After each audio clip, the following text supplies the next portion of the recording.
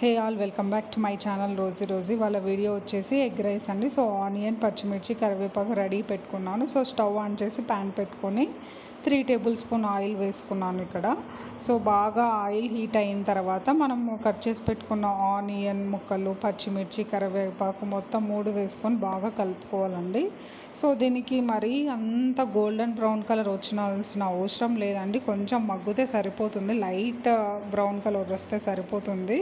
So దీంట్లో నేను కొంచెము సాల్ట్ యాడ్ చేస్తాను, ఎందుకంటే మనకు ఆనియన్ అనేది తొందరగా మగ్గిపోతుంది. సో మీ రుచికి తగినంత మీరు సాల్ట్ అని యాడ్ చేసుకోండి.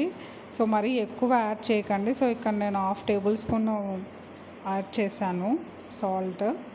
సో బాగా తొందరగా మగ్గిపోతుంది. సో మీలో ఎంతమందికి ఎగ్ రైస్ అంటే ఇష్టం నాకు కామెంట్ బాక్స్లో చెప్పండి. సో ఇక్కడ చూడండి, ఈ మాత్రం సరిపోతుంది. సో ఆనియన్స్ అయితే మగ్గిపోయాయి.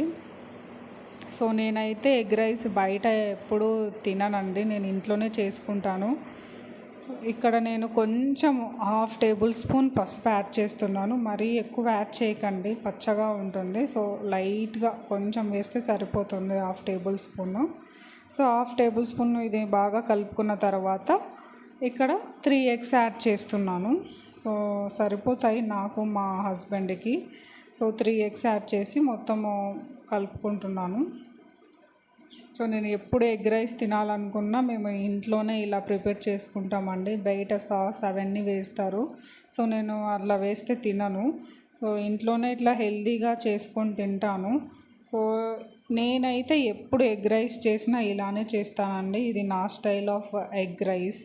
సో టేస్ట్ అయితే చాలా బాగుంటుందని ఖచ్చితంగా ట్రై చేయండి, మీకు ఖచ్చితంగా నచ్చుతుంది. సో ఇది బాగా మిక్స్ చేసుకున్నాం కదా, ఆల్మోస్ట్ ఫ్రై అయిపోయింది. ఇక్కడ నేను 1 టేబుల్ స్పూన్ కారం వేసుకున్నాను. నేనైతే కారం ఎక్కువ తింటాను. సో పచ్చిమిర్చి కూడా యాడ్ చేసాం కాబట్టి మీరు కొంచెం చూసి వేసుకోండి. ఇక్కడ గరం మసాలా అండ్ ధనియాల పొడి 2 యాడ్ చేస్తున్నాను. సో ఎక్కువ ఏం యాడ్ చేయను, అది ఇది కలిపి మనకి ఒక 1 స్పూన్ ఉంటుంది. సో 2 మనము టేస్ట్ కొంచెం బాగుంటుంది ఇది వేసుకుంటే, ఎందుకంటే మనం సాస్ అవన్నీ వేసుకోం కాబట్టి. అది ఒక 1/2 టేబుల్ స్పూన్, ఇది ఒక 1/2 టేబుల్ స్పూన్ వేసుకున్నాను. సో ఇక్కడ రైస్ పొడి పొడిగా ఇట్లా ఉండాలండి. ఎగ్ రైస్ కానీ ఏ దానికైనా సరే రైస్ ఐటమ్స్కి మనకు ఇట్లా పొడి పొడిగా ఉండాలి. సో ఇది ఇక్కడ నేను యాడ్ చేస్తున్నాను.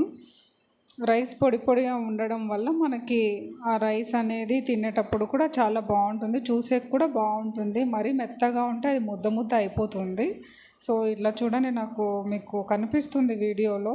సో పొడి పొడిగా ఉంది, మొత్తం మిక్స్ చేసుకున్నాను. సో మీకు ఏదన్నా సాల్ట్ ఏమైనా తక్కువ అయితే ఇప్పుడు చూసి వేసుకోండి. నాకైతే కరెక్ట్గా సరిపోయింది, ఎందుకంటే నేను రైస్లో సాల్ట్ వేస్తాను కాబట్టి నాకు సరిపోయింది. సో మన ఎగ్ రైస్ అయితే అయిపోయిందండి. మీకు ఈ వీడియో నచ్చితే please like and subscribe to my channel.